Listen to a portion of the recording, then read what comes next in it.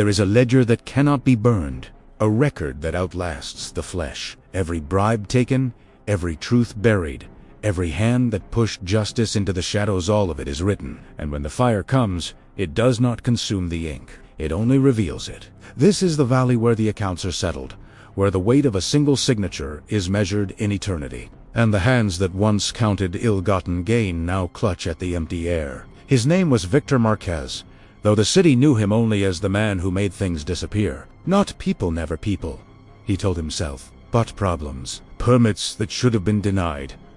Inspections that never happened. Testimonies that dissolved like sugar in water. He moved through the world with a briefcase in one hand and a smile in the other. A man who knew the right words, the right palms to press, the right moments to look away. His office was on the 10th floor of a building that gleamed like a promise. The view was spectacular.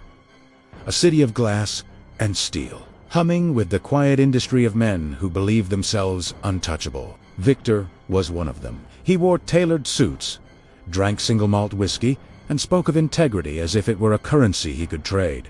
His wife, Elena, had once believed in him. She had hung a cross above their bedroom door, a relic from her grandmother, and prayed for him in the dark. But Victor only laughed. "The world doesn't run on prayers," he'd say, kissing her forehead before slipping out the door. "It runs on deals."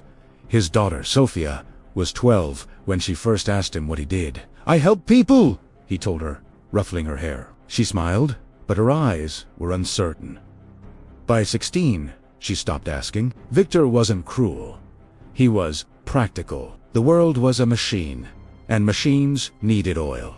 If a little grease kept the gears turning, if a few envelopes changed hands to keep the lights on, the schools open, the roads paved, what was the harm? The city thrived.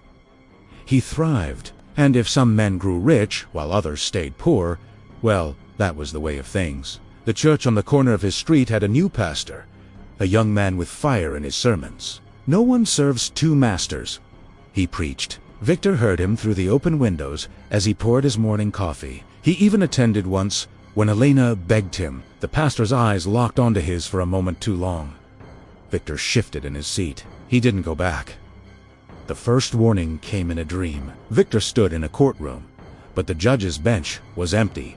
The walls were lined with Fayou's every contract, every falsified report, every name he had ever crossed out. A gavel struck, though no one was there. "You will answer for this," a voice whispered. He woke with his heart pounding, the sheets damp with sweat. For a week, he carried the dream with him like a stone in his pocket. Then the next Il Kimbeguer, then the last Anda Forgo. The second warning came through Sophia's trembling hands as she held up a newspaper. "They're calling you a thief," she said.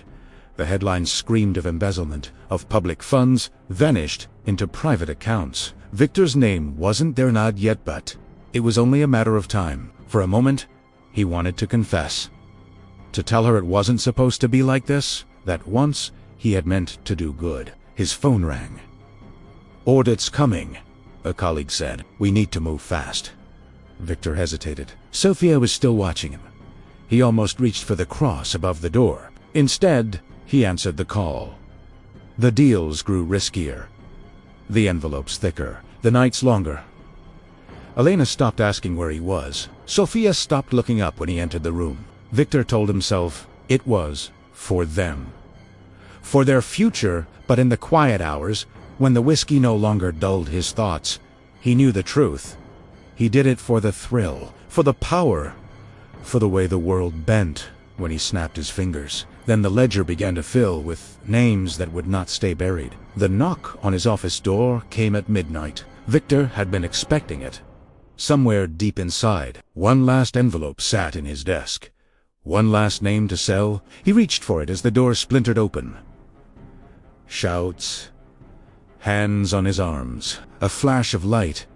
A gunshot. The last thing he felt was the briefcase slipping from his fingers. Then silence.